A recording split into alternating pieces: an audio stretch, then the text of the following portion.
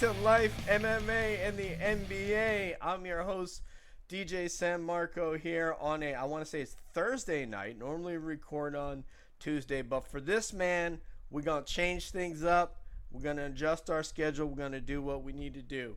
So, as I said, my name is DJ San Marco. My co-host is Nathan at Await Soul on UFO Twitter. And we're very, very happy tonight to welcome in the man himself. Party people, put your hands together for Exoacademian. Yeah! Hey guys, happy to be here. Good to have you with us. Yes, sir. Exoacademian. So, I sort of led the dance on the last podcast, Exo, and in fact, Nathan shushed me up because do you know what we were talking about right before you came on? What's that? We were talking about how do I say this? Basically the movements of TikTok in the Fravor engagement with it, if you will. You could ascribe human sort of patterns to the way that it acted.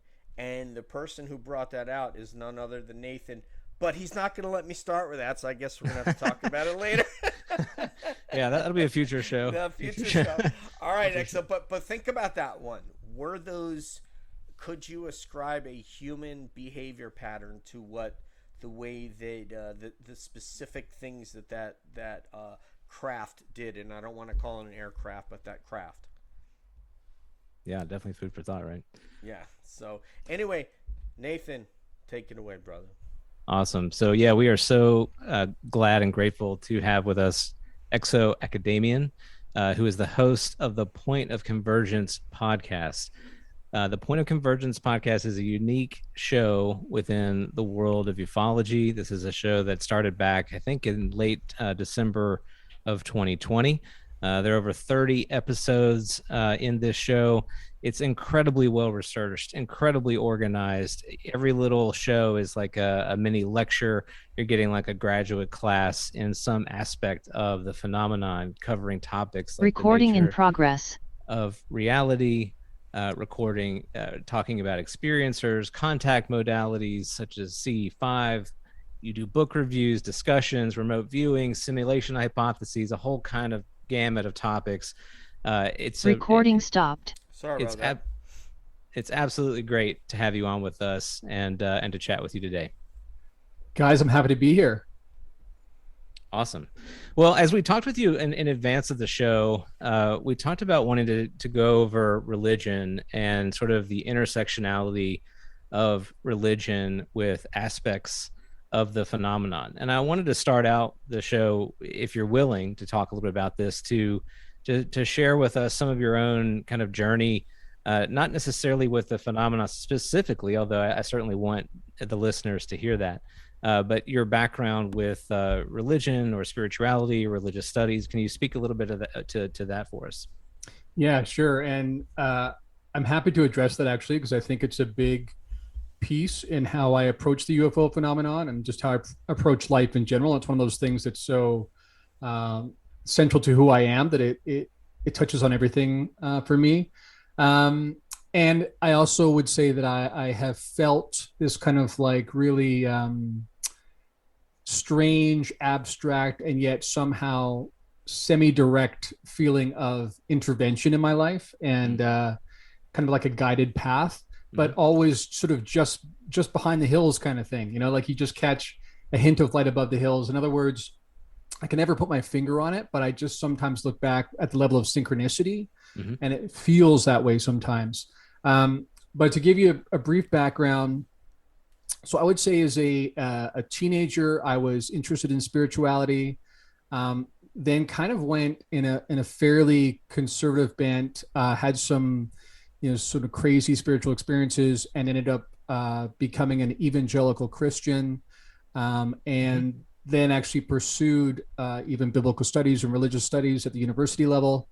And then that kind of became more and more abstract in itself. Like, in other words, I would take the core of the experiences I would have, but I would move further and further away from these direct dogmatic interpretations of the experiences I was having. And as I studied biblical and religious history and started studying some Eastern religions and whatnot, I began to see how there's this tendency. I remember some of us used to talk about it. It goes like this: it's man, myth, monument. And the idea is that you have some sort of crazy experience that somebody has with something spiritual or phenomenological or whatever. And they gather a bunch of people around them because they've had this crazy experience and they're totally motivated by it. That creates a myth. And then eventually you get to a third stage where it becomes a monument, where at that point you dogmatize the entire thing. You start writing books about it. You try and categorize and lock into boxes how it's supposed to work so that it becomes safe and tame. And so I noticed that through the life of Jesus, and then how the church kind of went from there. I looked at some of the differences between sort of Eastern Orthodoxy and how evangelicals would look at things, and remarkable differences. You know, things like Eastern Orthodox Christians would actually pray for the conversion of Satan, which an evangelical would never occur to them, because there's this very much block-like thinking that God is always good, 100%. Satan is always evil, 100%. They're like these two, opposite ends of the spectrum in life and reality. And that's just the way it is. Whereas Eastern Orthodox people who are also Christians saw it very, very differently. So I sort of stepped further and further out from a really dogmatic view and more towards trying to just grapple with the experience. And from there, I went through a phase where I was, okay, how do I, without being dogmatic, how do I make sense of all of this? And I kind of went through a bit of a dark night of the soul for a few years, and then eventually found integral theory, which really helped me to see how I could tie in things like science and modern thinking and critical thinking with a spiritual element as well. And integral theory and Kem Wilber helped me to see how these different domains of truth are all true in their own ways. And that what we'd had before then was these different domains sort of claiming absolute territory. Like we alone have exactly. We have the only take on truth, and everybody else is just wrong. Yeah. So finally, I was able to see how all these things can work together in a really integrated way that was totally inspiring to me. Then I went through a phase where some of the people in integral circles are so focused on categorization and being able to name things and to a T that I felt like sometimes some of the spiritual, like being on the cutting edge of the spiritual reaction and experience was missing. And so then I pursued some spiritual teachers and some Eastern teachers who really seemed to me to get at the energetic core of what was really going on, and didn't get caught up in language, and therefore didn't try and make the spiritual experience one step removed from the actual experience. And the more even when I've come to the phenomenon, and I think about different states of consciousness and whatnot, and how often people seem to have experiences in an alternate state of consciousness, we tend to again go, okay, if it was a dream, it's not real, it doesn't count as much, that kind of thing. If it's in a hypnagogic state, or if they are using DMT or something, it doesn't count. Again, we have these prejudices about these different ways we experience reality. So for me, I've tried to step further and further away from that, have more of a raw, sort of naked awareness of experience, and just let that guide me rather than beginning with dogma. So, and of course, I would have to add too, let me just add one more piece, and that is, of course, with biblical history, it's fascinating to me that much of what was written and was experienced by people thousands of years ago might very well be experiences with the same phenomenon that we're all talking about and captivated by now. So that's been a big part of it for me as well. Yeah, for sure. I mean, what a great story to share.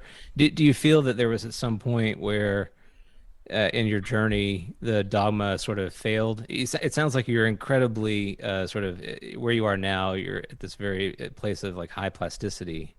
But in the past, it was not the case at all. Like, what was it? Kind of was a break moment for you that shifted your paradigm there. I don't think it was one thing. I think that I began to feel more and more cognitive dissonance over time, where I would see how people around me would just be, lockstep into this sort of dogmatic way of seeing reality. And of course, human beings, whether they're scientists, buying the dogma of scientism, or whether it's religious people buying their dogma, it's just a human issue. It's not really to do with religious people per se.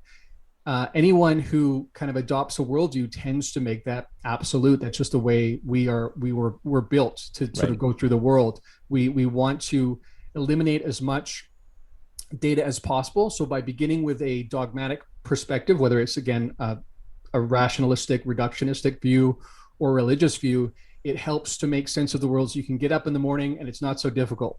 Right. So we all do it. For me, what started happening was just one thing after another didn't quite fit for me anymore. I just had a hard time seeing how this nice box view of how this is all supposed to work, it didn't feel realistic to me. And so over time, I felt more and more dissonance until eventually I just had to break away. Mm-hmm. And again, that's why I say that dark night of a soul.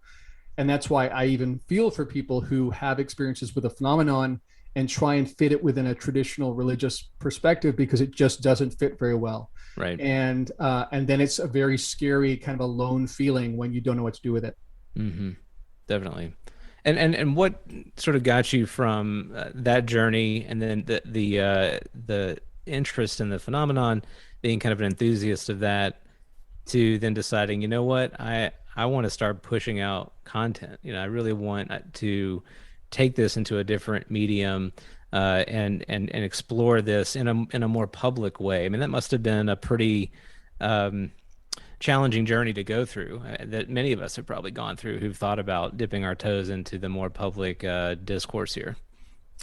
No, that's a great question. And that's, again, where I have that sneaking suspicion of leading, because I don't really know. I mean, that's the truth. I can try and after the fact give you a justification or a rationale, but I kind of at some point just changed course and have felt kind of driven towards this, almost like a compulsion. And I as I'm sure many of us wonder, what makes me do this as obsessively as I do? Mm-hmm. I would have never known 5 years ago that I'd be doing this weekly podcast and talking to people about this and thinking about this and reading about this on a daily basis, every single day for years on end. So very strange. And it's one of these subtle things that it's really hard to peg down. When did it begin? I had an interest in the phenomenon going way back into the late 90s with Whitley Strieber, and his books really impacted me.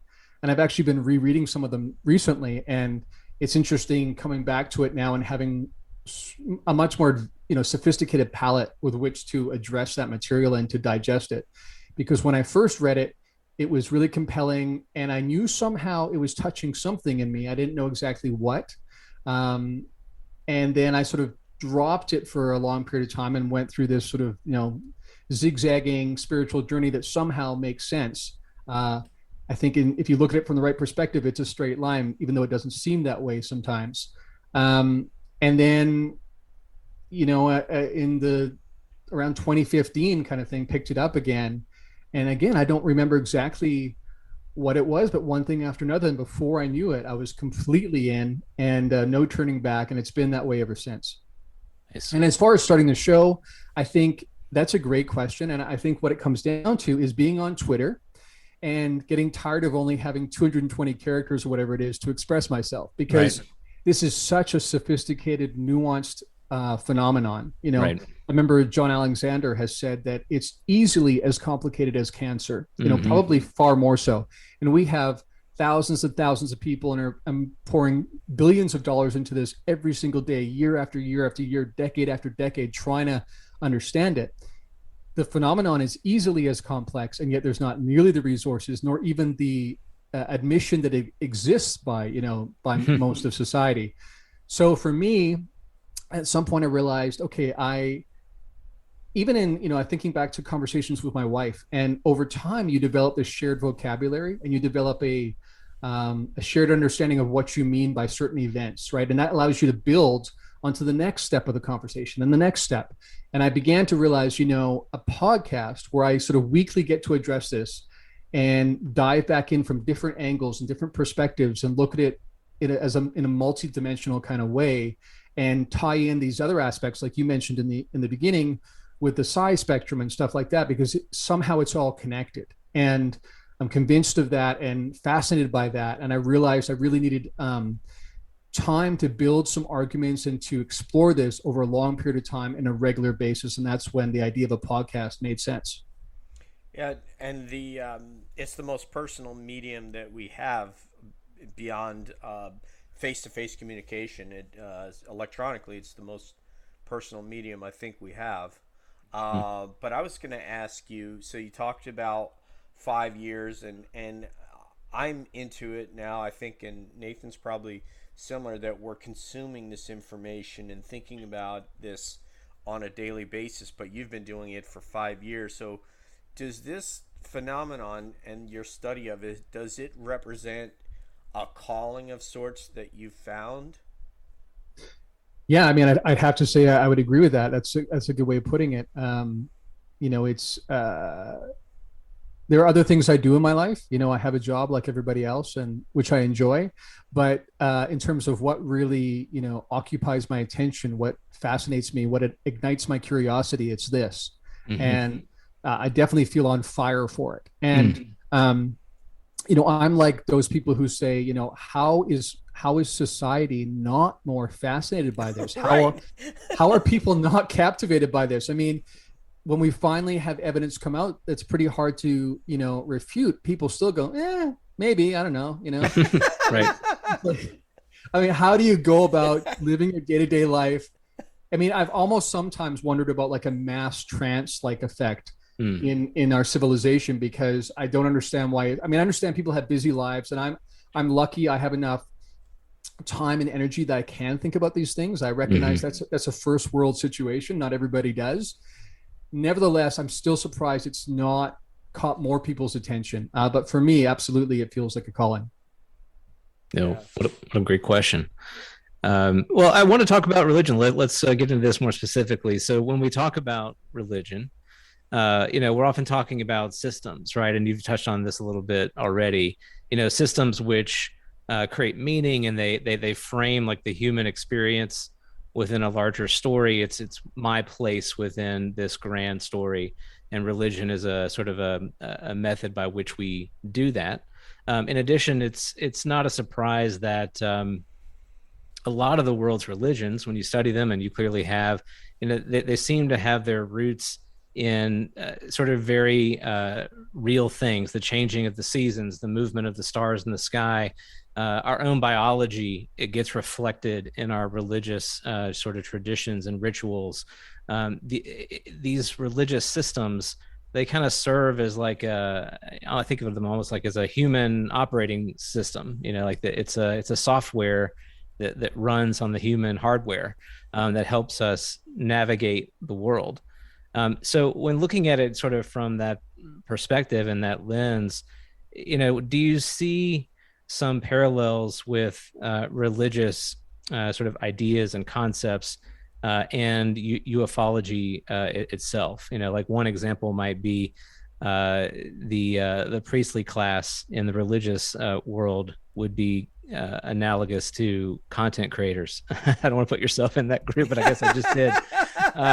But are there some parallels that you see there between religion and sort of the tenets of religious structure and ufology and what we see out there?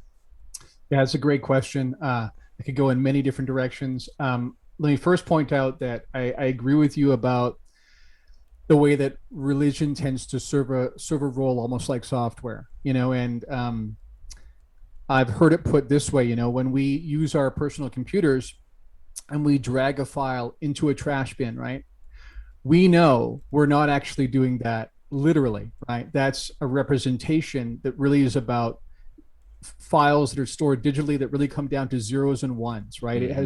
It's completely removed from what's actually happening, but it's a useful, helpful way for us to do something in what feels like a meaningful way that has meaning for us and we understand and is easy to access. I think, yes, religion serves that role. I think that speaking of priestly class, in modern society, the Neil deGrasse Tysons of the world have become the new sort of priestly class. You know, when spaceships are in the sky, regardless of whether it might involve consciousness and elements of spirituality, the first thing reporters want to talk to is astronomers, right? They just think an astrophysicist is today's priest. It wouldn't occur to them to go talk to a priest. So that's interesting how that's changed, but it's not dissolved, it's just shifted, right? So we went from priests to now astrophysicists. And in terms of within ufology, I find it very interesting how you get this kind of dichotomy. You get the nuts and bolts people, right, who are fascinated by sort of the technological aspects, right? That there could be these really advanced craft, and this means, you know, aliens from Alpha Centauri are here, and that's really cool, and alien civilizations. Some people are just sort of focused on that level. And then there's the other side involving experiencers and people who follow experiencers who've had this entirely different and much deeper and more broad spiritual awakening because of this. Now, of course, there's the negative aspect too, and we can talk about that. But many people have taken it on kind of like in replacement for a religion, you know. And I know Jacques Vallée was really convinced in the 1970s that UFOs were going to turn into the next big religion. That hasn't really happened, but you see elements of that around. And in terms of the priestly class within ufology, like you said, what I find interesting is, you know, you have someone like David Fravor, you know, someone like that, or a Tom DeLonge, you know, who's had experiences, knows some things, and then suddenly people ascribe to them all sorts of authority about everything in life. You know what I mean? So it's not like, Tom, can you talk to us about, you know, playing guitar and what you happen to learn when you talk to those generals? But it's like suddenly Tom knows about their intentions, and he knows about all the ones that are here and what their ultimate aims are. And he must know this and he must know that. And we very quickly ascribe to these other people, and they're not asking for this. We just do it, right? And suddenly overnight, they have thousands of followers on Twitter, and people assume, because they've seen a Tic Tac, that they must have this really advanced knowledge in all these areas, and which I find interesting. But it just, again, it shows you that this is a human tendency. It's not just within ufology. It's not just within Christianity or just within Islam or just within you know, the domain of science and academia. This is just what humans do. And that's right. Whatever particular group we're in, we look to ascribe that authority to someone. Right. Just what you talked about earlier, this man, myth, monument type of progression, and that there's this inertia that gets generated once that account, that firsthand account, is shared, and followers of a certain size accumulate, right? It's not necessarily a following of 3 or 4. It's like there's this sort of critical mass that is reached, at which point it begins this snowballing effect. And as you were kind of talking through that, it made me think about my own history and with religious studies, and particularly with Christianity, you know, thinking about the writers of the New Testament, or if there were any firsthand experiencers of that story, how they may have felt pressure from their constituents to keep that ball moving forward, that ball rolling downhill. Not that they wanted to embellish per se, but there's this inertia that almost drives that in a direction that ends up really kind of being out of their control. Yeah, that happens. And I think also what happens is pretty quickly within a generation or two. And of course, as you know from your background with religious history, these become oral traditions for a long time before they're ever written down, right? And when that's the case, it has all sorts of opportunity for embellishment to come in. It's sort of the standard, you know, I'm going to talk through the cup, through a string to another cup that you're listening to, and you're going to, you know, and it goes on. And by the time it gets to the 10th person, it's actually changed a fair bit, right?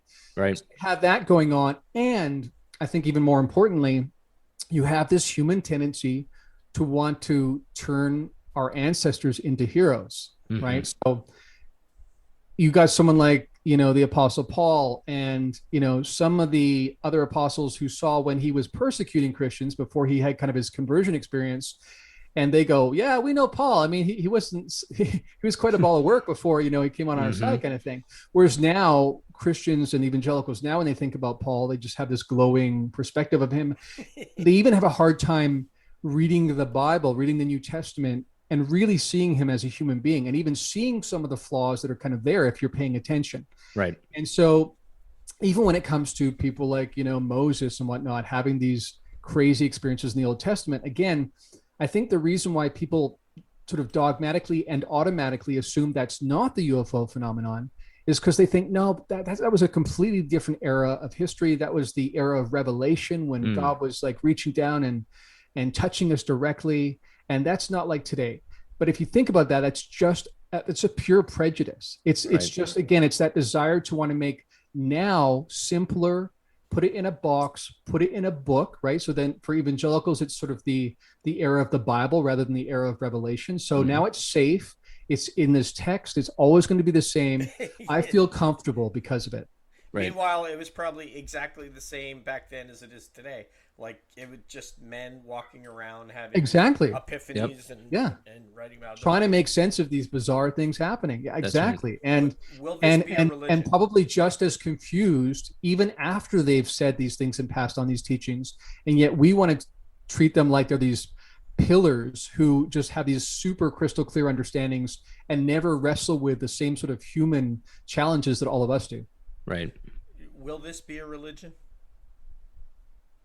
I mean, it's a fair question. I think that depending on partly on what the agents behind the phenomenon do, and I say that deliberately plural because my take is that this is much more complex than most still realize. And again, speaking of human tendencies, we have a tendency for simplicity. We want to, the same way that our computer system, it makes it simpler when we can drag a file into a trash can. That feels easy and relatable.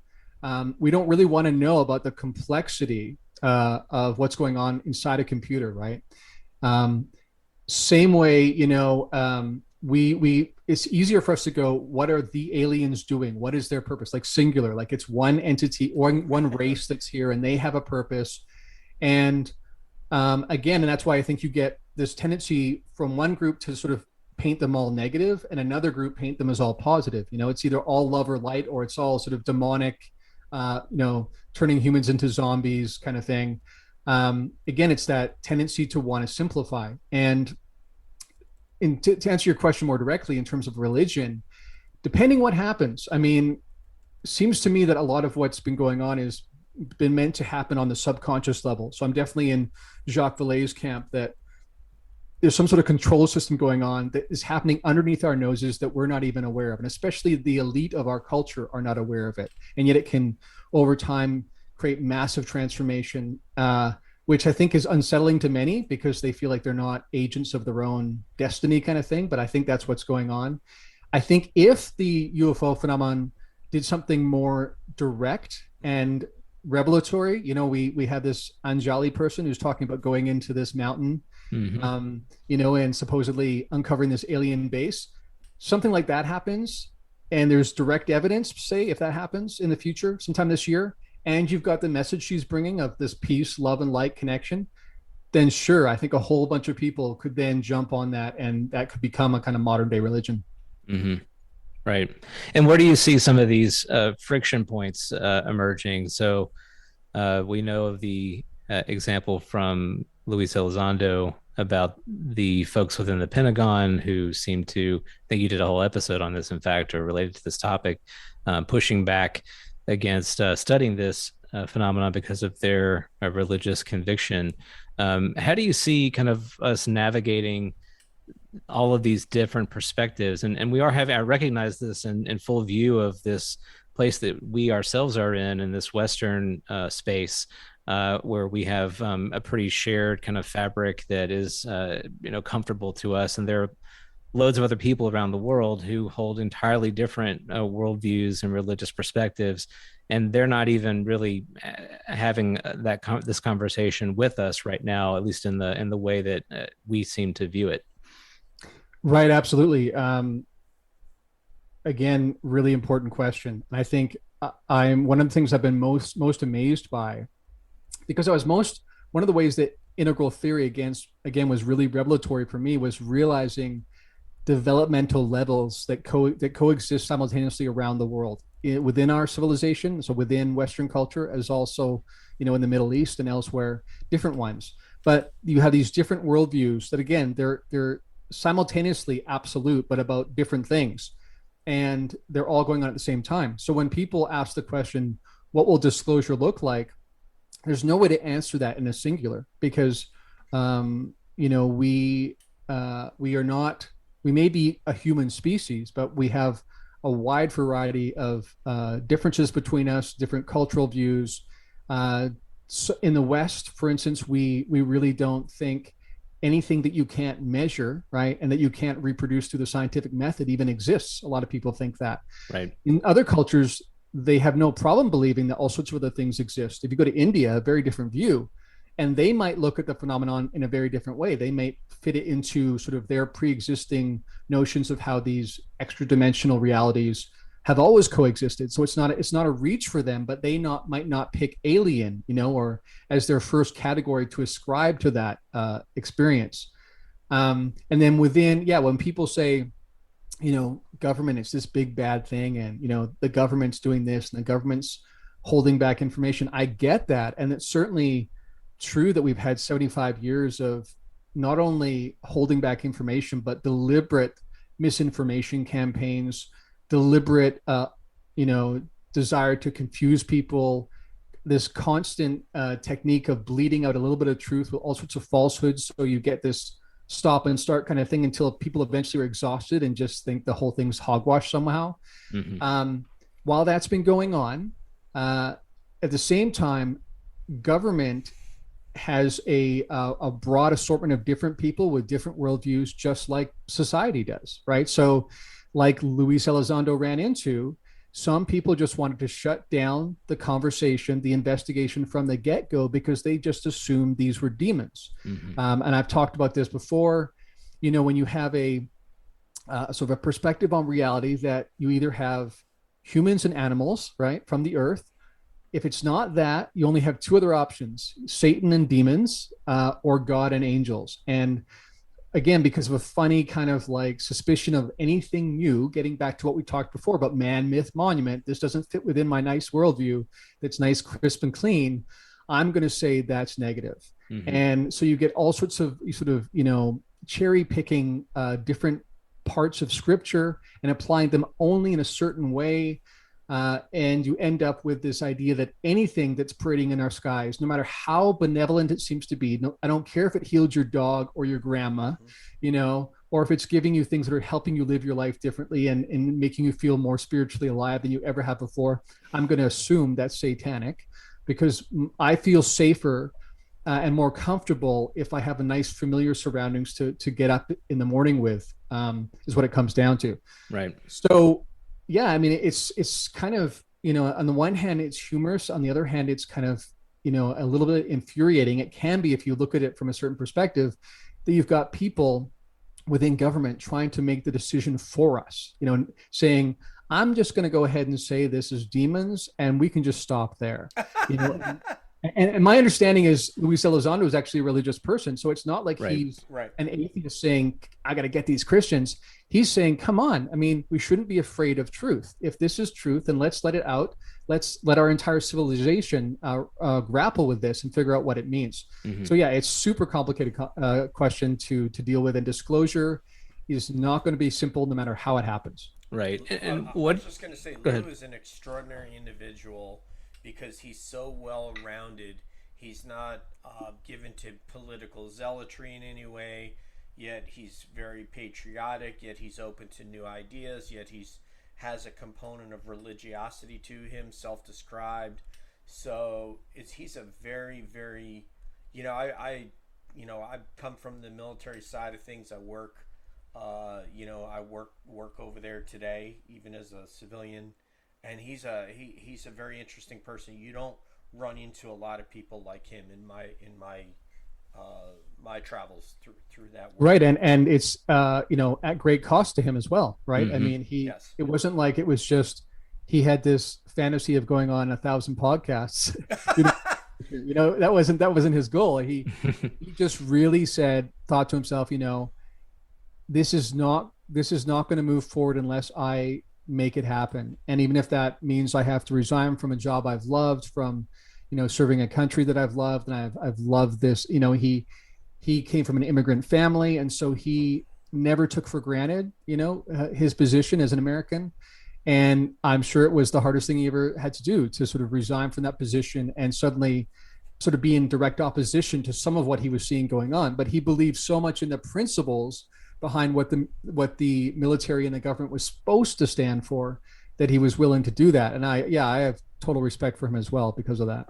That is a lifetime of paychecks that he gave up when he walked away from that retirement. Mm-hmm. That is getting paid for the rest of your life. I could actually, through a calculator at work, figure out the percentage that he gave up, but that's a significant amount of money to say, if I'm still breathing, I'm getting paid. Right. Yeah, when you've got kids and a mortgage, that's not easy to do. Definitely. Well, it's funny, and I don't want to dwell too much on it, but just in this last couple of minutes, we've talked about Elizondo and the way that many talk about a religious figure, right? So it's interesting how we're all prone to this, as you said, Exo. I think you've made an excellent point about it earlier. We're prone to changing, to transforming a person in a way that maybe they themselves have not even necessarily sought. But what I wanted to ask you is, so what do you make of the what I grapple with and struggle with is a lot of the stories that you hear in from experiencers in ufology describe sort of kind of monolithic types of beings that they seem very one-dimensional in a way. Right. Whereas human culture, we can talk about human behavior. In fact, we have, and how human behavior tends to do X, Y, Z fairly predictably, but the expressions of that behavior vary quite a bit in belief and practice. There's a huge diversity in the world with our cultures and governments and whatnot. Yet a lot of the experience that we hear about is it's sort of almost asking us to sort of transform that diversity into and flatten it down into kind of more of a one-dimensional type of existence. Have you thought about that, or what's your perspective? Yeah, absolutely. And it's a huge problem. So let me put it to you this way, guys. So when you watch sci-fi movies and you see alien planets, what do you usually see in terms of a landscape? It doesn't look like natural with like a lot of woods and stuff. It doesn't look like Earth generally, if I'm thinking of Star Trek anyway. Yeah, or it's when I think about planets, I think that like they'll have one planet, like the entire planet's like the Grand Canyon, or like the entire planet's like the Arctic Circle. You know what I mean? Like in other words, you have an ice planet, or you have a desert planet. In Star Wars. And that's, again, I think that silly sort of tendency we have as humans to truncate complexity into simplicity, right? And so even to the point where we go, oh, let's go to the ice planet. And yet when we all think about it, right, a planet is a sphere that's going to have a variety of climatic conditions depending on where you go, how close you are to the equator for any planet, right? Even if you're on Mercury, it's a heck of a lot hotter at the equator than it is at the pole. So that, again, sort of shows this tendency we have to want to simplify things. With the phenomenon, I think what happens is it's so open-ended. There's so few assumptions we can begin with that scares the living daylights out of people, but on a subconscious level. I don't think most people are aware of it. And so they very quickly run to or cling to any kind of assumption that they feel is safe. Mm-hmm. So, again, I talked about this recently. So when you can describe, say, the Greys, the reptilians, the mantids, if you can describe all of those in one paragraph each, something sounds fishy to me, Right. Because I can't do that for one of you guys, right? Let alone for an entire species, right? And don't get a hold of Exo before he's had coffee in the morning, right? That's a separate paragraph, right there for one person. So yeah, I absolutely agree with you. It's not helpful ultimately, I don't think. And again, one of the things I deliberately try and do with a podcast is I don't overly commit to something, even though I recognize in myself sometimes that that desire to do that. It's a temptation we all feel, because again, when you can make your environment feel familiar, it feels safer. That's inherently a good feeling. Right. But the more you can sort of hold that at arm's length and say, and again, I think this comes down to some sort of energetic spiritual core a person has that allows them to hold other things more lightly. I think sort of some of my background in sort of Buddhist tradition and having sort of more of a don't hold on to anything good or bad too tightly, like law of non-attachment kind of thing. Yep. Really helps with this because and I really do like functionally daily feel like everything is passing, that everything is one season to another season, including this lifetime.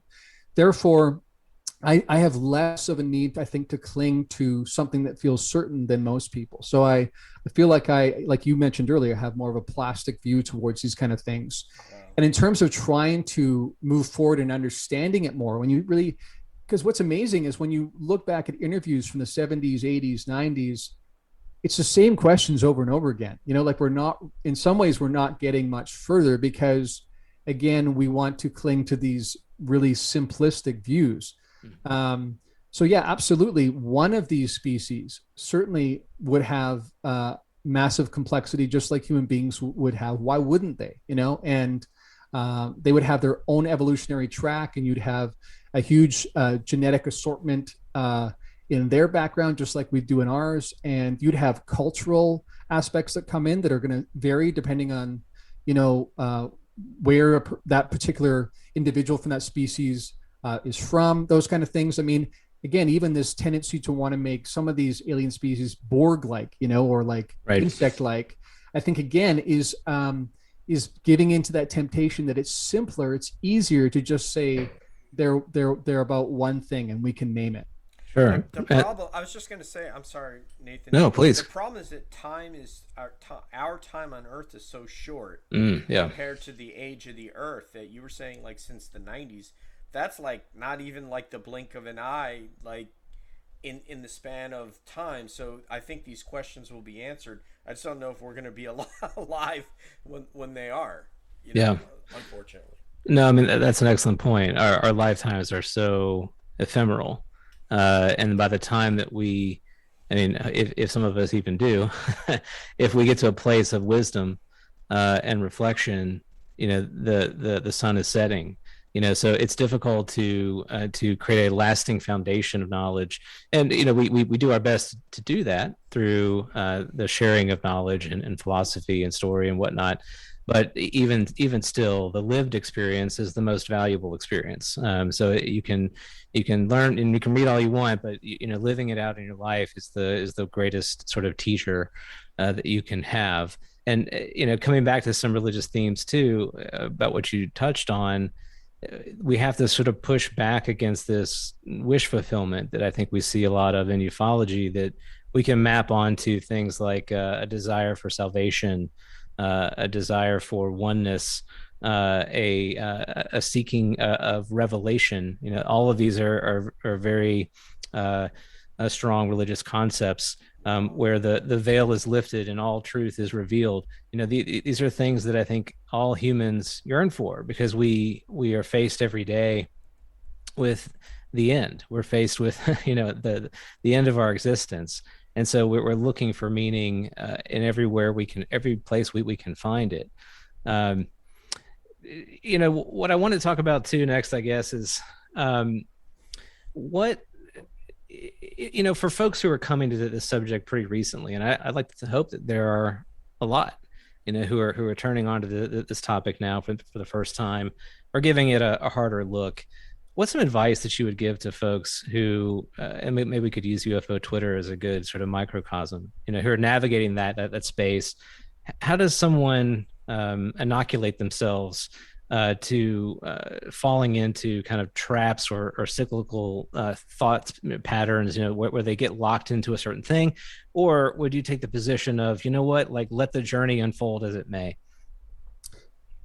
Yeah, good question. I think it depends a lot on the people and their background, and again, how much they tend to hold their perspectives lightly or not. If you are the kind of person who has not developed the tendency yet to hold your perspectives lightly. So for instance, in my case, because I've sort of transitioned through several different worldviews, different paradigms in my lifetime, I now hold whatever I happen to be arriving at now much more lightly, because when I know I wouldn't even recognize who I am today if I were to meet myself 20 years ago, then how can I take now so seriously? And yet what's really fascinating is when you actually research that, you find that people, again, they unconsciously make that mistake. They think, okay, who I am now, I finally have arrived. Mm-hmm. It doesn't occur to them that they'll be as different in 10 years, or they might be from now as they are now from 10 years ago, especially if they keep moving and are actually honestly, objectively taking in new data and trying to grow and learn. I mean, one of the things I find most fascinating is how some people I grew up with pretty much are the same as they were then. You know, they haven't changed much since we were teenagers. And that's really hard for me to understand, because for me, it's about always taking in more information, learning, growing, adapting my perspective constantly. So I think that, again, that just hints at how much we really prefer familiarity, simplicity. But in terms of the phenomenon, what's interesting is people might sort of come in because they heard about the Nimitz, you know, and they might initially go, wow, cool, you know, is there going to be an Independence Day kind of event? You know, like they'll think about these Hollywood movies they've seen, and they'll come in with that, with all sorts of cultural assumptions, right, that have been fed to them unconsciously. Again, you know, Diana Pasulka talked about this, that we sort of unconsciously inhale this sort of cultural baggage when it comes to the UFO phenomenon, and it's back there. And over a period of time, we can't even anymore distinguish between if we heard something in a movie or if it was actually an experiencer supposedly giving a real account. So we confuse that over time, which makes it even more complicated. And on top of that, because science has been, you know, away from this completely, you know, like it's just been a territory they're not allowed to go to, you know, they can't investigate this. So what that means, or at least in their minds, they can't, because again, it's tricky. It brings up so many questions about the assumptions behind the scientific method and rationalism and the modern world, that's scary. So you have all sorts of dogmatic positions within science and within academia, which just make it so that they have not been part of this discussion. And because of that, you have a lack of scientific rigor that is useful. You know, it won't get you all the way, but it'll at least get you to first base, you know? But we don't even have that. So we have people coming in and adopting views without ever having to go through the rigor of being tested, really being examined, being looked at objectively. And so you do tend to get this, a lot like religion, you kind of get people just adopting all, like, you know, from your Christian background, you know, are you Baptist? Are you Presbyterian? Do you have a vineyard background? You know, are you charismatic? I mean, there's so many flavors, right? And so you go back to the 1950s, 1960s, where Christianity was more just the dominant everyday experience for most Americans. Right. And you had every flavor you can imagine. You know, oh, you're that kind of Baptist. Well, I'm not sure you're going to heaven because I'm this kind of Baptist, right? That's right. And that's just the Baptist, let alone everybody else. Exactly. So, it's. I would say to people, try to come in with an open mind. Try to do your best not to make any conclusions until you've like spent a year just listening. And I know that's going to be difficult for most people, and most people are not used to going through their lives that way. Yeah. But that's what I would suggest, because you're going to find yourself, you know, ping-ponging around otherwise. And I think the challenge too is that, just like in our society today, you get these echo chambers, right? Where one group tunes into Fox News and says, this is my data set and my interpretation of reality. Somebody else watches CNN and gets their own data set and their interpretation of reality. And those two are completely living in different realities. You get some of that within UFO Twitter. I sometimes see people say, man, UFO Twitter is really mean today. And I'm thinking to myself, well, doesn't that depend on how you curate your list? I mean, what is UFO Twitter? You know, and, that's right. So you've got all these different sort of echo chambers within that. Everybody who, you know, believes that these are demonic and they mean us harm, to the love and light people, and they don't really talk to each other. But I will say that if people come in even with the nuts and bolts kind of mentality, you can't go very far in before you start getting into the consciousness manipulation piece and the perception disparities that people have, that suddenly pretty quickly, if you honestly follow the data, begin to beget more questions about the nature of ultimate reality. So that's where you end up going if you're honest and if you just keep following the data.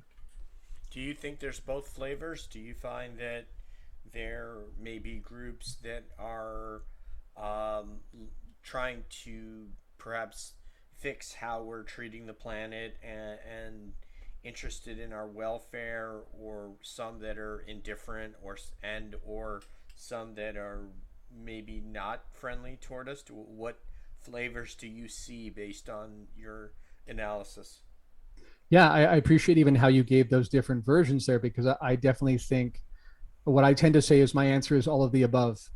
And what I mean, and more, so if you give me 15 choices, I'll probably tick off most of those, and then leave a room for a bunch that we haven't even considered yet, that we don't even have the imagination potential to conceive of yet.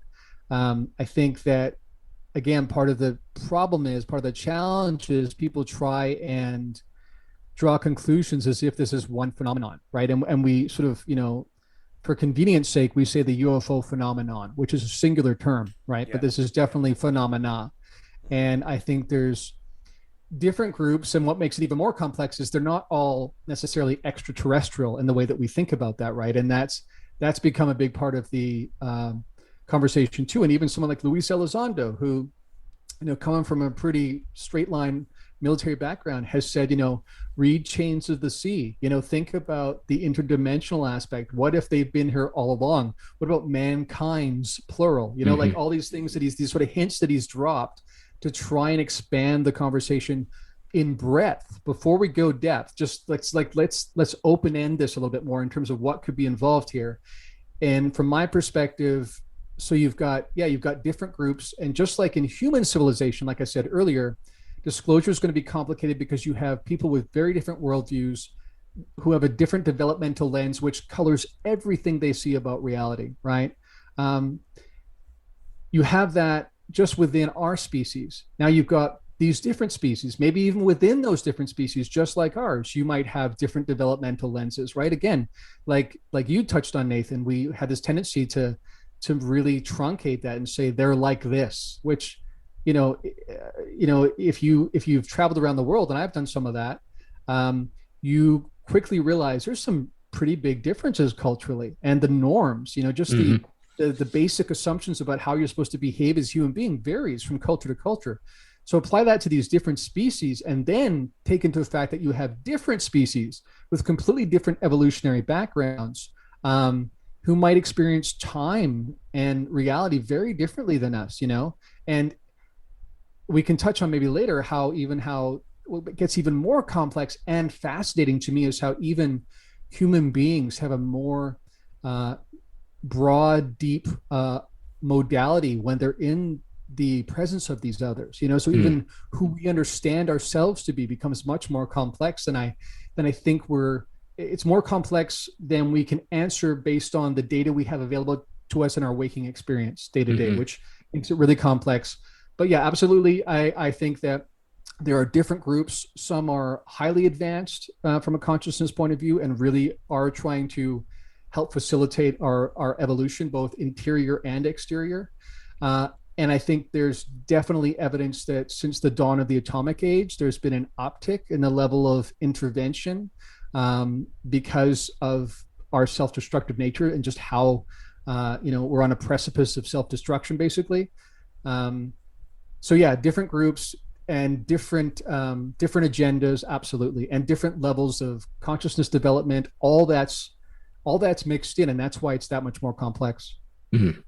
Well, since we've gotten into some speculative territory, I think this is great. This is a great transition. So, modern humans are a couple of 100,000 years old, right? And as far as we know, civilization really did not emerge until the last few thousand of those couple 100,000 years. Do you see the hand of the phenomena in that transition? Do you see the hand of the phenomena in the 20th century, and with the advent of flight and space travel and all that kind of thing, and the birth of the internet? How do you see it playing out now? Yeah, good question. And I would say I don't have really hardline resolved answers or perspectives on that. That's one of the things I'm holding with plasticity. I think that there's something to this idea that whatever intervention is involved, whatever direction is happening, may largely be happening at a level that we can't even perceive. Mm-hmm. And again, I think one of the biases and the prejudices that people bring to this is that we're so used to being the top dog on the block, right? We're so used to just assuming we are the definition of an intelligent species, right? We've had nothing to compare ourselves to. We can't talk to, our Martian friends who have a similarly advanced society, but they have some differences, and then compare and contrast. We can't, right? We are the definition of an intelligent species in our perspective. That we know of. That we know of. And so much so that it's very difficult for us to imagine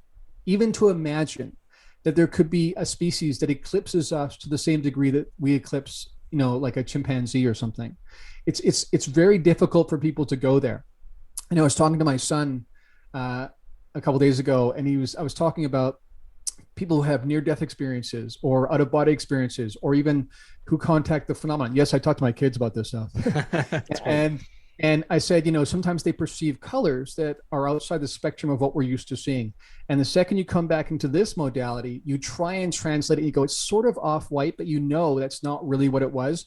But you no longer even have the apparatus to translate that properly. Mm-hmm. And when his response was, but how can there be a color that's not what we already see? Like, in other words, his imagination can go there, right? Sure. Like, even though we know already there's all sorts of parts of the spectrum we just don't see, right? That's why we have night vision goggles and whatnot. And yet that's what we do. We tend to make that assumption. So yeah, that's what I would say about that. Well, and then I'm curious to your thoughts on this. So if we're dealing with intelligences that may be akin to us, like we are to the chimpanzee, how do you see that relationship playing out in a meaningful way for humanity that could be trustworthy? What would be sort of things you would look for to know that you could place your trust in that intelligence if it's playing, to use a popular term, like 3D chess or whatever, 4D chess, right. if it's playing that kind of game with you, how would you know? How would you be able to evaluate that? It's a great question. And I think a lot about those kind of things. Exactly. And so this is what I would say, a couple of things, because I think that some of them are as advanced from us as we are from the chimpanzee. Think about trying to say, if you're taking one of the chimpanzee because they've got some sort of blood clot that you need to treat or something like that, right? How are you going to explain that to the chimpanzee? You just can't, right? And so the chimpanzee is still going to have an experience, though. It's still going to have an interpreted experience, right? Mm-hmm. And based within its paradigm of reality. Same thing for us. And I really do think part of what's going on here, I think this is sort of a starting point I begin with. I think we tend to approach the phenomenon with the assumption that our perspective on reality is about 98% right, and we've got 2% missing, right? Even though our own astrophysicists admit that none of our models of astronomy work without something like dark matter, which we don't even know what that is. And by the way, that's like, 99% of the universe, right? This thing that we sort of go, again, to make ourselves more secure, we go, yeah, we understand how the universe works, even though we have this one category that takes up 99% that we don't even really know what it is. We just know it must be there by default because nothing else would work otherwise. That's a huge faith statement, right? We talked about religious dogma. Talk about a promissory note saying we will get this, we will know this, right? Right. That's a huge assumption, and most people are flying blind on that. Most astrophysicists won't even admit to you that that's hilarious, basically, that they're behaving as if we have a really strong model of reality when really we don't. So my perspective is we have maybe 2% and we're missing 98. Okay. I really do think that may even be overstating it, because I think this is somewhat like the layers of the onion. It just keeps on going, right? So the most you can understand is a sort of localized layer based on your current level of consciousness and your interpretation and experience of the world, which is going to change, by the way, over time, Right. depending on your worldview and your perspective and your evolutionary development. So all it is to say, when people have abduction experiences, when people have these experiences with these others that seem to happen in alternate realms of existence, just like near-death experiences and out-of-body experiences do, I think that we are trying, our brains, our primitive brains, our chimpanzee brains are trying to make sense based on the hooks we have in our heads of experiences that are so beyond that it ends up being massively mistranslated. I think that's what happens. And I think actually part of the reason why, because of this assumption of we are the primary intelligence, people go, well, if someone's not telling me the truth, if someone's abducting me and erasing my memory, that must be negative, right? It doesn't occur to them, just like when we tranquilize a monkey or a bear to move it outside of a populated area so it doesn't get shot. It's not malevolent. It's actually benevolent, right? In the same way, I think that there are good reasons why they may be doing that. I have no problem with that. And I think it's kind of a bizarre prejudice human beings have, that if something's doing something behind your back or without your full knowledge, that you assume it must be bad, it must be evil, because that is based on the assumption to begin with that you are of a high enough intelligence that you could understand it if you wanted to. And I really question that here. So to answer your last question, because I think that's really important. The one about how do we know it's trustworthy, right? And for me, I look at it like, again, my integral theory background, spiral dynamics, how we see this ever expanding circles of inclusion, circles of self-awareness that are ever expanding, right? So this is predictable both for individuals and for entire societies, right? That they move in these predictable ways towards expanding circles of inclusion. That I really do sort of one of my assumptions, because again, I don't think we can get out of bed in the morning without some assumptions about reality. That's just you just have to do that to navigate life. One of mine is that cosmic expanding circles of inclusion and self-awareness, which ultimately, again, from a sort of Buddhist perspective, consciousness is one, and it's only illusion that makes you think that it's more than that. Because that's the case, I assume that a more advanced intelligence, of which some of these are going to be further along. So therefore, their circle of inclusion is much broader than mine, right? So I trust that. I trust that there is this sort of, even though I'm not religious in the sense of following a particular dogmatic religious perspective, I am very much at the core have this sense of this sort of like spiritual heart behind the cosmos. That's sort of that is the impulse of the directionality of that expanding circle of inclusion and self-awareness that leads to sort of this oneness consciousness. So that's what I trust. Is that, again, I don't assume they're all more advanced than us. I think some aren't. I think some maybe just have this sort of inherent evolutionary capacity to dimension hop, and they may be no more advanced than a crocodile.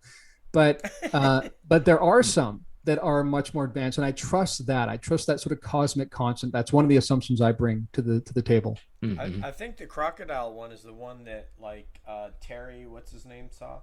Somebody help me. Oh no, that was the manta. I'm trying to think. What's Terry, the guy who saw the one in Arkansas, the former Air Force guy? Oh, Lovelace. Loveless. You guys don't know that story? Well, I know that the reptilians in general definitely get are sort of painted in a negative corner. Although again, even there, I've heard exceptions to the rule. So I think that hints that it's more complicated than we sometimes think.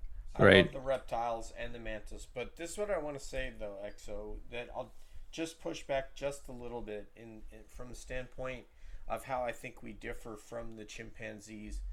I think technologically speaking, probably all of them, these different groups, are so far advanced to us that, um, that it's nearly beyond belief. But I think emotionally and intellectually that there are people among us, and two of them might be on this podcast with me right now. Neither one of them is me.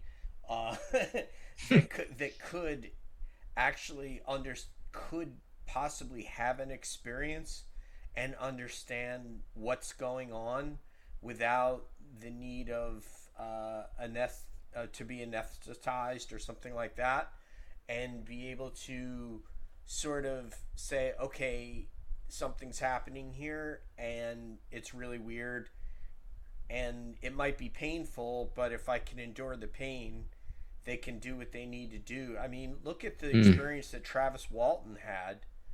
And, I don't know how sophisticated or educated a person he was, but when you listen to him speak about it, he seems to understand that he thinks they healed him from what happened with the beam, that they saw him, his cohort saw him fall to the ground when he was hit with that beam.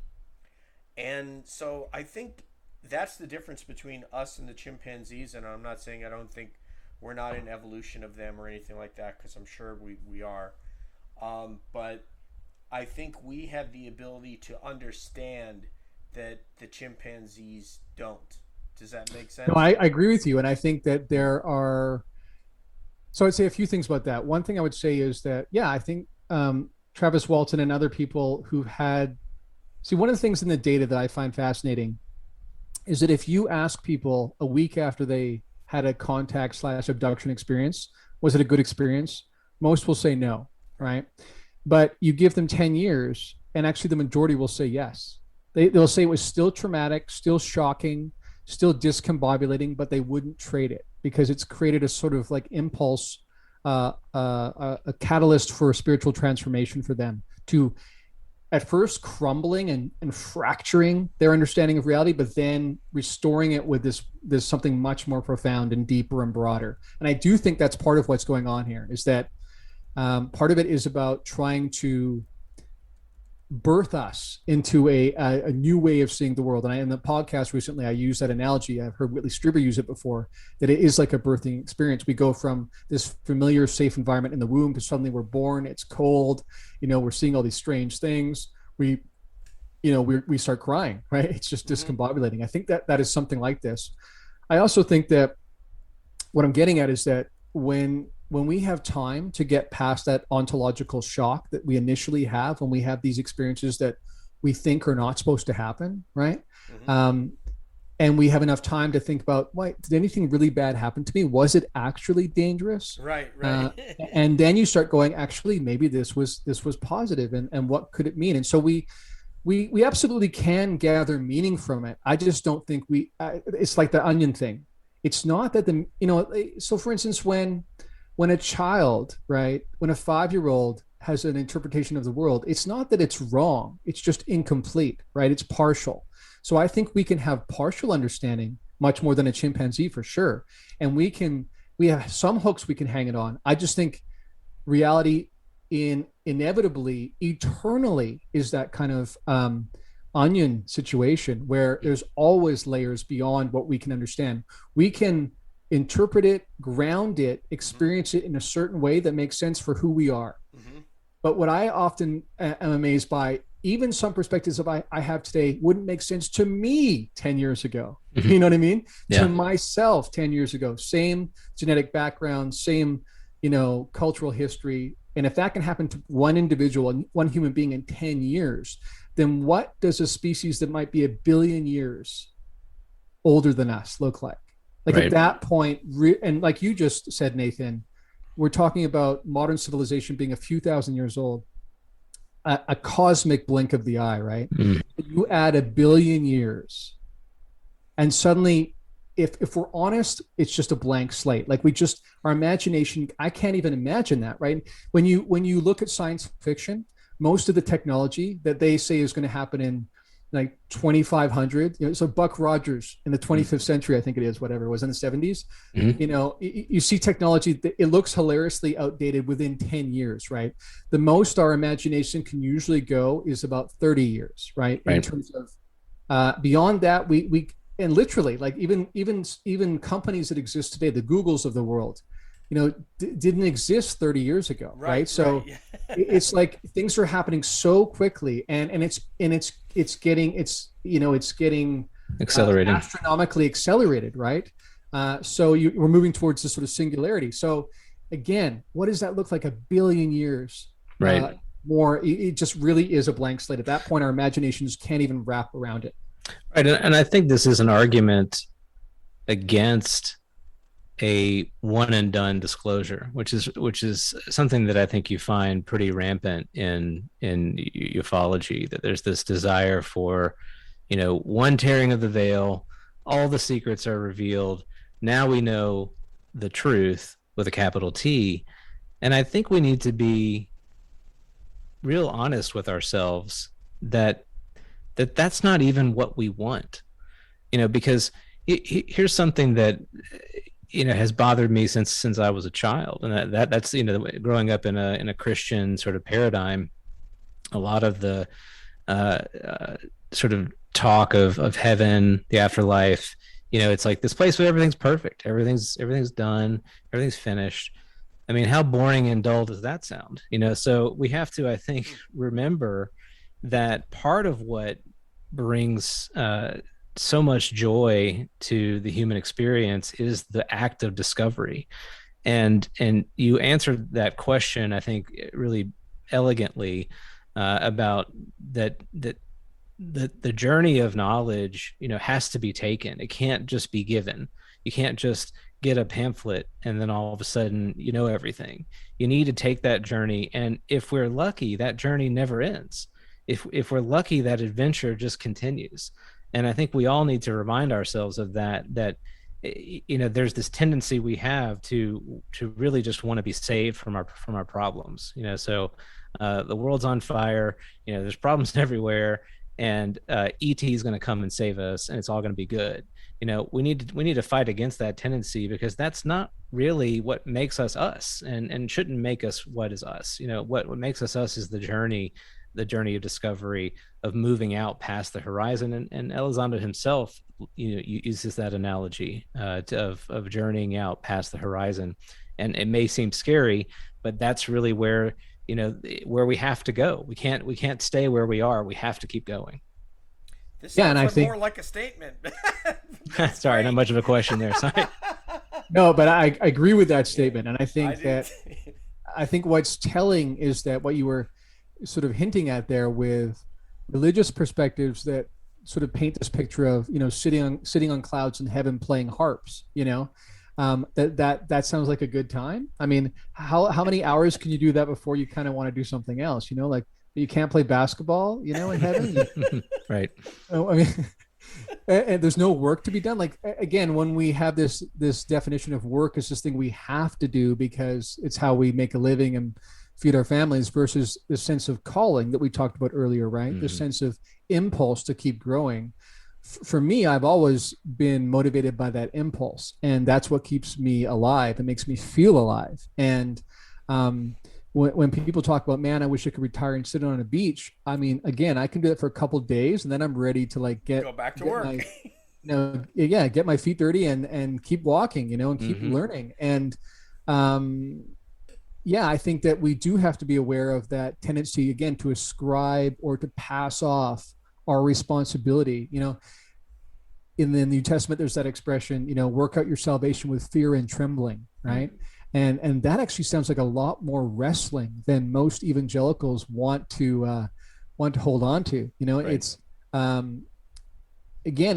so much of this has just become cultural inheritance that wasn't even part of the original traditions. And same thing in ufology. Again, it's sort of just, again, ascribing, whether it's ascribing to Jesus or to Allah or to Buddha or, to a gray alien, to Quasar, who's from planet Zinko, mm-hmm. That he's going to give me all the answers. Again, I agree with you that we have to walk that path. We often talk about, or my wife and I talk about with our kids, you don't like seeing your kids go through hard things, right? But you can't just give them a download of your experiences and say, hey, when I was 24, I did this, not a good choice. Don't do that. And just take this download like the Matrix, and then you won't have to, right? No, they have to go through it themselves. And I think that actually is partly what is happening here too. I think that there really is this sort of the law of non-interference, right? The Star Trek thing, right? The prime directive that people say, a lot of experiencers say they've heard that's part of what's in play here, right?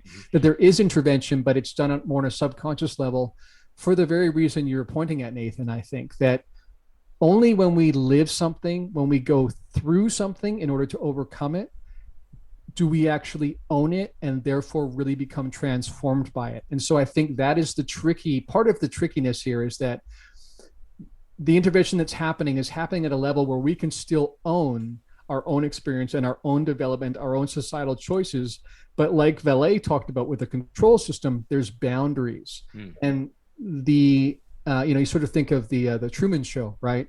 And he thinks he's living in one reality, and yet the entire thing is controlled to a certain degree. I think that may very well be happening, and happening at a level that we would never know for sure. So when I talked about early on in this conversation, I have this sense that sometimes just behind the hills, in a way that I can't see, there's something driving me that I can't put my finger on. I think that's happening on a civilization level as well. And that some of the entities that were encountered in the Old Testament and in other religious traditions may very well have been agents from the same phenomenon that are in subtle ways shaping, but inevitable ways, and ways that really do impact the ultimate role or the ultimate direction. You think about the butterfly effect, right? Someone goes back to the dinosaur era, to the and steps on a leaf, and then the entire course of evolutionary history changes, right? I think when you're working at the level some of these intelligences are, where they experience time sort of simultaneously, or that's even the wrong word. Again, even our language is tricky. We can't talk about time without thinking about it in a linear fashion. But if they experience time as sort of as this seamless, past, present, future, then they could know exactly, precisely what subtle shifts have to happen to help direct the entire civilization. And they could be actually relatively simple changes, but they inevitably change things because they happen over the course of 1,000,000 years or something like that. Yeah, for sure. This is fascinating. I feel like I'm presiding over a conversation between two brothers from other mothers. It's so great to hear you guys talk. It's really everything I thought it was going to be when we organized this. So I'm really glad. And by the way, Nathan, he said I asked a good question. You did, man. Yeah, absolutely. Oh, okay. Yeah. More than one person can ask a good question around here. Absolutely.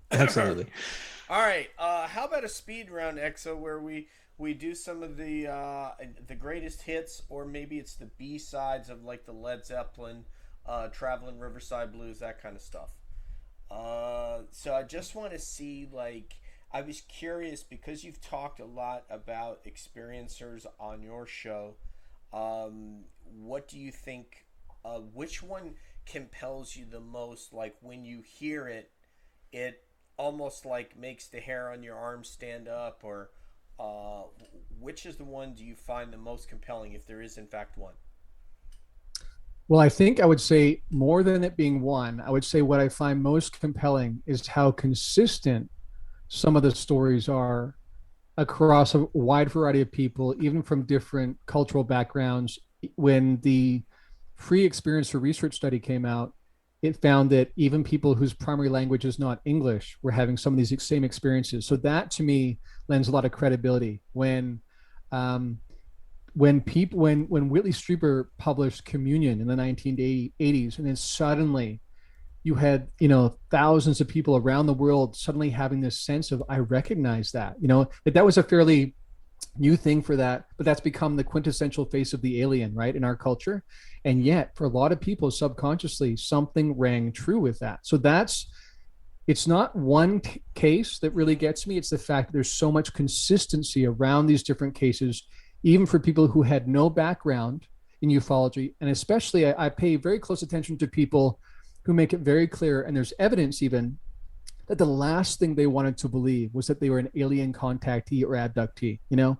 And you come across a lot of those stories where people went to psychologist after psychologist after psychologist wanting to be found clinically insane before believing they were actually an alien contactee. You know what I mean? Like that tells me these people are not making it up. These are not people that are quick to fantasy thoughts.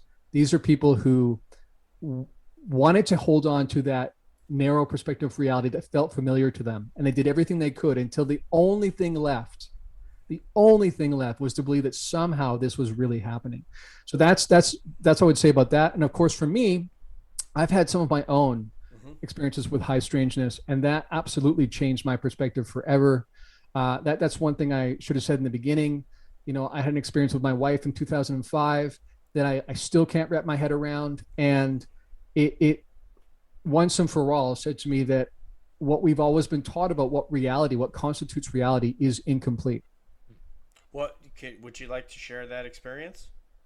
Sure, I can give you the quick outline. So my wife and I were staying in a hotel.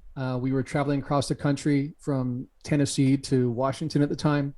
We were in the process of moving. We had a young daughter, and my wife was several months pregnant with our son. And in the early morning hours, I was awoken by a figure at the end of our bed. My initial assumption was that it was our daughter who'd gotten up, maybe to use the bathroom, and maybe she was confused. What we weren't at home. You know, I was going to help her because we're in a hotel. It became quickly evident this was not our daughter. She was still sleeping in the bed next to us. This was something else. This was some sort of entity that to us appeared mostly humanoid and female. And I got up and started moving towards this being, thinking again, at first it was my daughter, until I realized it wasn't the right size or anything. And then what was interesting is the being seemed surprised that I could see it.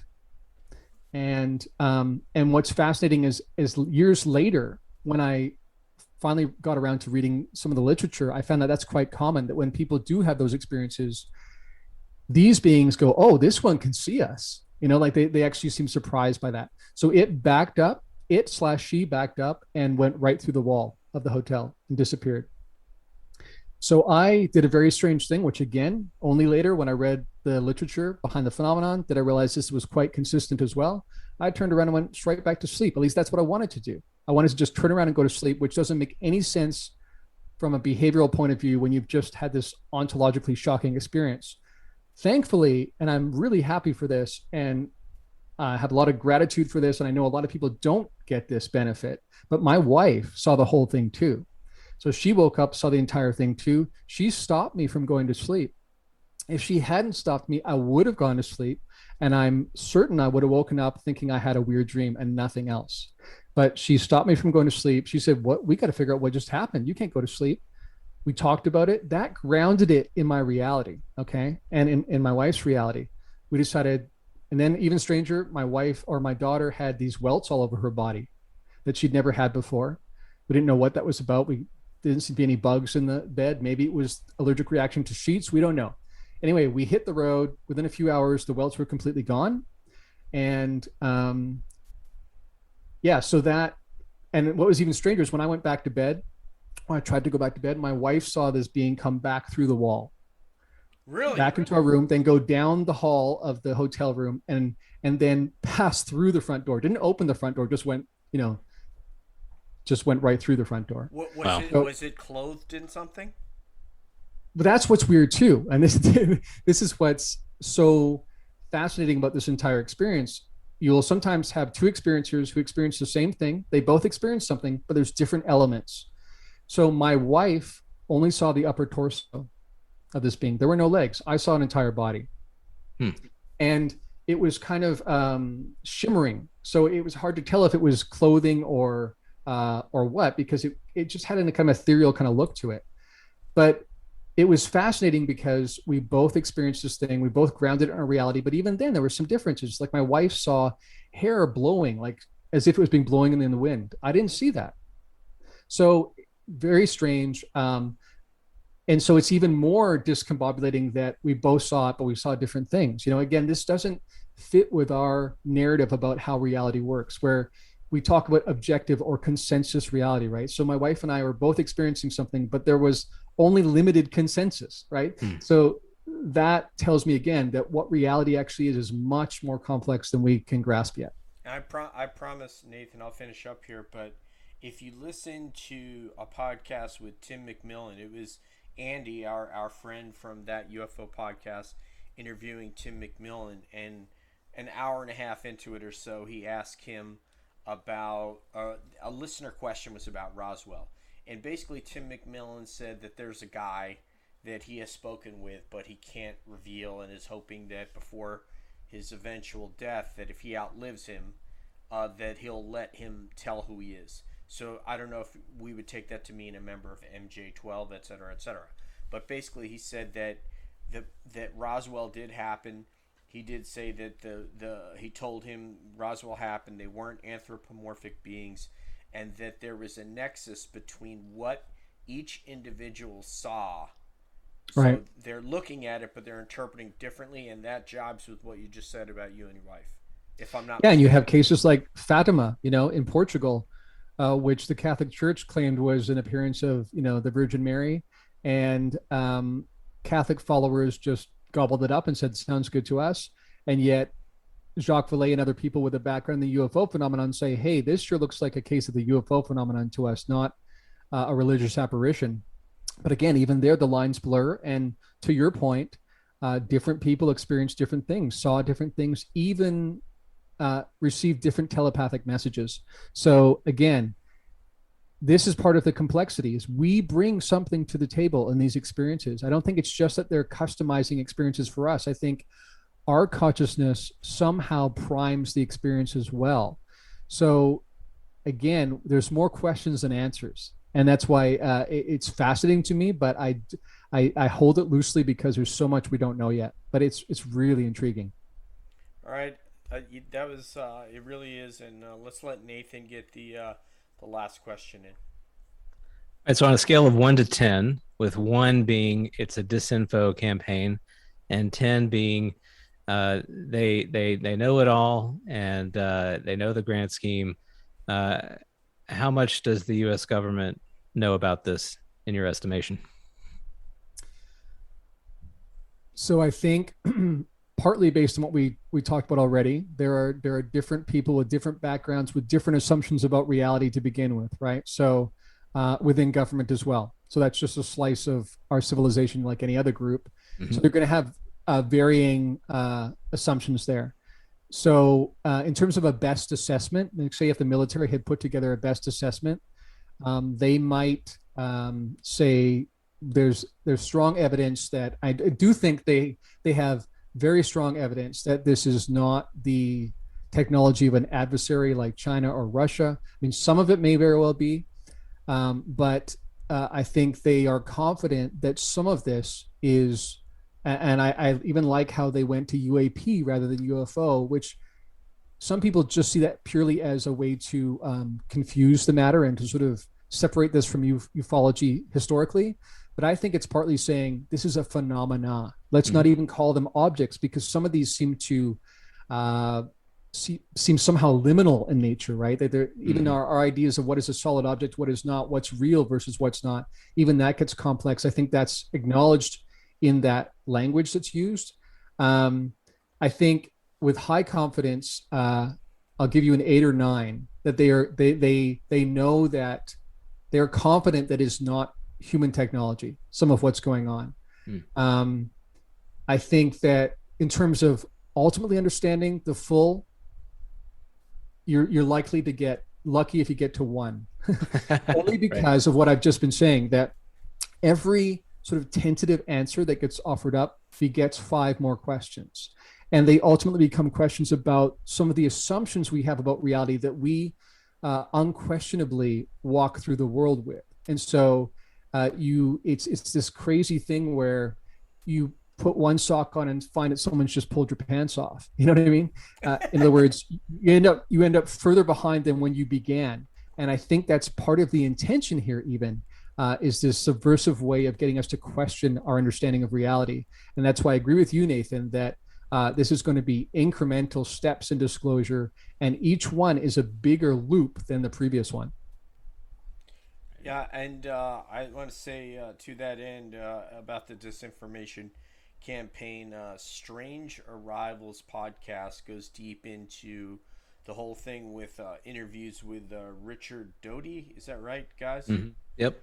Yep. Rick Doty and other individuals. There's some other individuals where they actually mask the person's voice, but you could find them on Apple. It's a Grim and Mild is the name of the company that produces this podcast. A lot of it goes over, part of it they go over Rendlesham, and I think we've been over that ad nauseum. But there was a whole nother aspect in season one that was very interesting. The host's name is Toby Ball, but I want to say for my part, at least in my time in government and just what I know about how they operate, I do believe that there was, especially after hearing this and listening to different people, there's obviously a significant disinformation campaign that used certain principles to muddy the waters, etc. I believe, like Exo does, Nine, that they definitely have a lot more information than they've told us. That they they likely have a craft or two and metals and so on and so forth, I believe.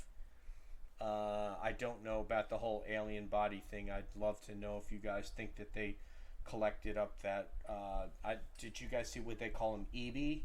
The EBE, yeah. EBE, right? It sounds plausible. I don't know, but I know that they know a lot more than they're telling us. I don't believe that any government contractor would have an entire aircraft. If they had one, I don't care if it's Bigelow or somebody else, that would be in a base that nobody could get to. And I think we know a couple of places like that where they would keep those materials, and they can stay there in perpetuity, and no one would ever. And let me tell you guys something: John Greenwald can FOIA till he's blue in the face. There's plausible deniability, and they will, if they don't want to release that information, they never will. It doesn't matter how many FOIA requests or how many senators ask for it. It has to be the right combination of people that would release something like that. And to whose interest would that serve? It would serve ours, but I don't know, that it would serve the government's. Do you guys? Well, I would say a couple things. One is I also think that there have been, I'll put in quotes, crashes, because there's an equal argument to be made that those may be giftings. That we're on surface level, these look like crashes, but what if actually that was an intentionality to make it appear like a crash so that it could actually expose us to different kinds of technology? And in terms of being able to fully reproduce one and, whether or not we're flying around our own black triangles and whatnot, yeah, I think that there's been part of the lore is that there was a consciousness sort of interface between these ships, right? These craft and the occupants, and maybe even that line is blurred. Again, you have to ask yourself, if we have spacecraft that are now have traveled beyond our solar system, right? And 100 years ago, we were in horses and buggies. Again, what does 1 billion years do compared to 100? I mean, you literally can't go there. There might be a completely seamless, organic sort of like, connection point, interface between a consciousness and a craft. And many people who've experienced the UFO phenomenon sense that these things are alive in themselves, the crafts themselves. People see a 30-foot long craft in their front yard, get inside, and suddenly it's the size of a football stadium.